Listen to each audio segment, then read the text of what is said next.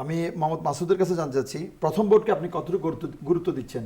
আমরা ভোটার হয়েছে আজ আরও 18 সালের দিকে।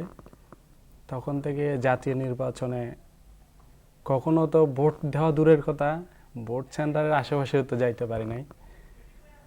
দ্বিতীয় কথা হচ্ছে এটা তরুণ প্রজন্ম এবং যে বৈষম্য বিরোধী ছাত্র আন্দোলনের প্ল্যাটফর্মে গিয়ে এবং তরুণরাই আন্দোলনের মাধ্যমে এবং বিভিন্ন দলের কন্ট্রিবিউশন ছিল এখানে, এটা আদায় করা হয়েছে। আন্দোলনের মাধ্যমেই এই ভোট দেওয়ার যে ইচ্ছা শক্তি বা আপনি বলেন এখানে আমাদের চাহিদা বা আমাদের অধিকার, এটা আদায় করে নেওয়া হয়েছে। তো যার কারণে অবশ্যই প্রথম ভোটার হিসাবে আমার অনুভূতি যেমন রোমাঞ্চকর তেমন অত্যন্ত গুরুত্বপূর্ণ।